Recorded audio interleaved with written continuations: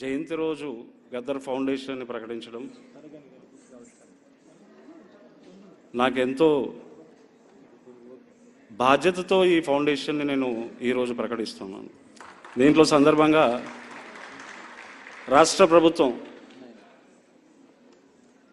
మన ప్రియత ముఖ్యమంత్రి గారు రేవంత్ రెడ్డి గారు, అలాగే ప్రియతమ డిప్యూటీ ముఖ్యమంత్రి గారు బట్టి అన్న గారు, అలాగే టూరిజం మంత్రివర్యులు జూపల్లి కృష్ణారావు గారు, అలాగే మన పొన్నం ప్రభాకర్ సార్ గారు, ఫౌండేషన్ తరఫున ఈరోజు మేము వచ్చిన ప్రజలందరికీ అలాగే పెద్దలందరికీ కూడా పేరు పేరున వందనాలు తెలియజేస్తున్నాను. ఈ ఫౌండేషన్ ఏర్పాటు చేయడానికి ముఖ్యంగా నాన్న లెగసీని ఎట్లా ఒక పాటలో రాసిన నాన్న, మూగబోయిన గొంతులో రాగమోరు తీసెదరు, బీరబోయిన గొంతులో జీవమోరు పోసెదరు, జానపద జీవకణంలో జీవాక్షరాలెన్నో అని. ఈ పాట విన్నప్పుడల్లా నాకు ప్రతి క్షణం అనిపిస్తుంది, దాంట్లో ప్రశ్న ఉంది, దాంట్లో సమాధానం ఎక్కడుంది అని. ఆ సమాధానం వెతికే క్రమంలో నాకు ఒకటే అనిపించింది, గద్దర్ అంటే ఎవరు? గద్దర్ అంటే ఎవరు? ఈ పాట ఎందుకు రాసిండు? గద్దర్ అంటే భారతదేశ పీడిత ప్రజల పక్షాన ఒక శబ్ద తరంగం.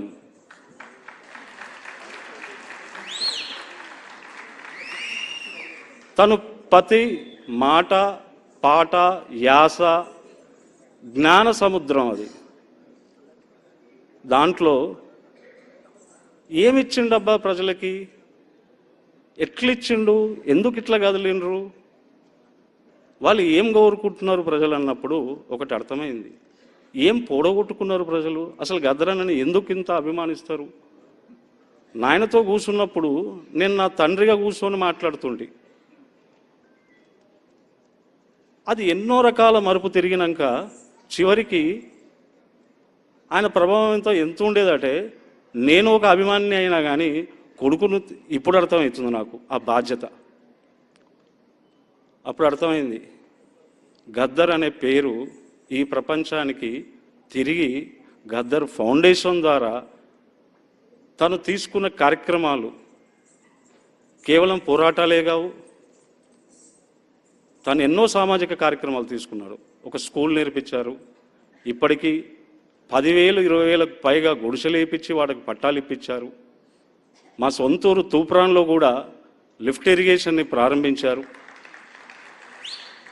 ఎన్ని ఉద్యమాల్లో పార్టిసిపేట్ చేసినా కూడా, అది ట్రేడ్ యూనియన్స్ ఉండొచ్చు, మన తెలంగాణ ఉద్యమం ఉండొచ్చు, ఏదైనా సరే అది ఖచ్చితంగా తన పార్టిసిపేషన్తో సఫలీకృతం జరిగిందని ఈరోజు సగౌరవంగా మీ అందరి కొడుకుగా నేను నమస్కరించుకుంటున్నాను.